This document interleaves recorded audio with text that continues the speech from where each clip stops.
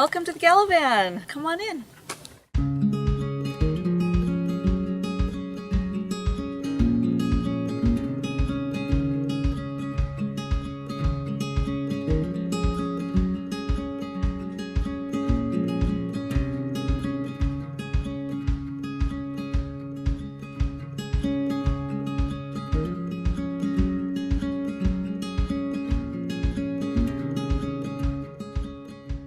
One of the things that I really wanted for my van is to have a lounge area that I didn't have to undo and change up to be able to sleep. And so I made sure that I ordered swivel seats for the front, and I installed a bench. The bench is multi-purpose. I've got my toilet under here and a file drawer here, because I do work on the road and I do sell essential oils, and so these are all of my personal oils. So I have every oil that doTERRA has stored very, very conveniently. Moving into the kitchen, another goal of the van was to have a great kitchen so that I can make good food anywhere I am. So I've got a nice deep sink. It's full of dishes right now. Actually, so let's be real, right? So so we had hot chocolate last night, and I haven't been able to. I haven't had time to make the dish or do the dishes yet. But I have a nice deep bar sink. It's a residential bar sink.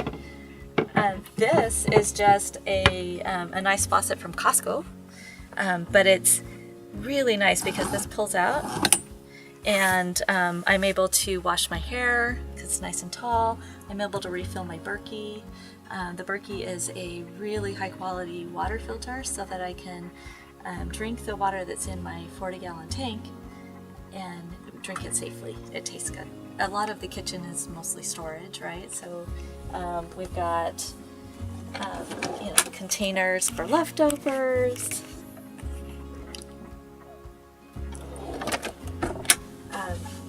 I'm gonna kind of skip around just a little bit. This is a step up to the bed and also extra seating, but that just moves out of the way so that I can get into the drawers.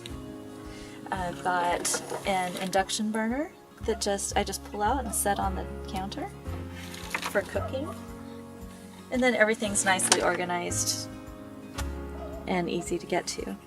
Most of my cooking is done in a 3-quart Instant Pot. I love this thing. And I do have lots of videos on Instant Pot cooking on my channel. I also carry a Vitamix because I like smoothies and I like them to be actually smooth. Under the bed, I have a hanging closet. I do have one skirt in there. And then Overflow Pantry. This is actually, when I started with the van, I had a fruit hammock hanging up here, but the fruit tended to beat itself against the wall as I drove, and so I ended up with like apple crud everywhere dripping down my wall, and it was too warm. It would get way too warm up there, and so I have found that being under my bed on the floor is the best place for fruits and vegetables because it's nice and cool. It's one of the coolest places in the van. So the Overflow Pantry, and then back in here, back behind the laundry, is my battery box. And I started out with AGM batteries, hence the box, and now I've upgraded to 500 amp hours of lithium ion, which is huge. It's a huge battery bank. Nice. How much solar do you have? I have 400 watts on the roof. Nice. And speaking of power, here's my control center.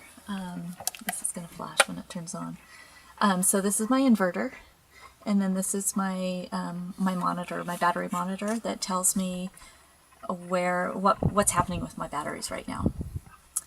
And right now we're at 77%. I have been boondocking without being plugged in for 3 weeks?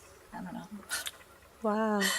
So now we've had a couple of cloudy days. Does that affect your solar too much? It does, but I have such a huge battery bank that I am sized for that. I am from Oregon. We have a lot of cloudy days in Western Oregon, and so that's what my system's designed for. One of my primary goals with my van was to have a really, really comfortable bed anywhere I went. And so I drag around the country an organic latex mattress. This is a queen size mattress, all organic bedding. I am a total bedding snob, and I like to be comfortable. I'm like the princess and the pea when it comes to my bed. And I do sleep, even though I store my pillows along the wall during the day, but I actually sleep with my head at the back door. And you've got enough room there for, to have a party. I do. I've actually had up to 5 people on my bed watching a movie. Nice. And kind of flipping back when we started with the lounge, I can play games with people, but with up to 5 people, including myself. In here, I have a table that is stored behind my bench that I just unfold, and it sits right in this area. Awesome. And so I've got 2, 4, and then a little tripod chair that I sit in the aisle for myself. Cool. And what's the floor made of? The floor is a linoleum. It's made by the company Marmoleum, and it is an all-natural flooring, and it's nice and warm and easy to clean. Not that I have in the last few days, but it's also soft. It's just a really comfortable floor. And it comes in so many cool colors. You can go crazy with your floor. Got a fridge? I do. I have a fridge. This is an isotherm. It's a marine fridge. And so it's a 4.6 cubic feet. It's got a shelf on it as well. And it has a freezer for my smoothie making stuff. Nice. You said you designed this yourself, but you had a builder make everything? So I designed it. I spent hundreds of hours researching how to build out a Sprinter van. And I found a tiny house builder in Eugene, Oregon to build it for me. I have had so many requests for a van just like this that I have actually started a van build company. It's called Upriver Upfitters, and I am the design consultant, and I have 2 guys near Eugene, Oregon who actually build out the van one at a time.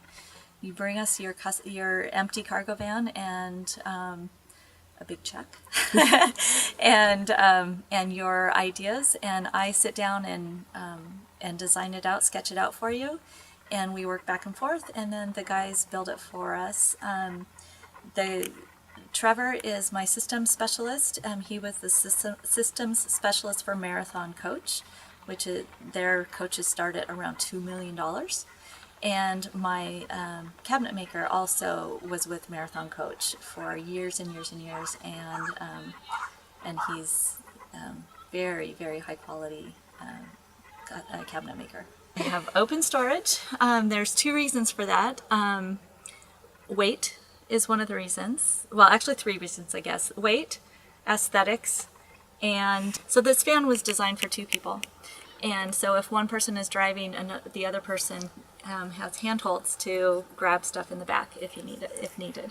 And it looks cooler.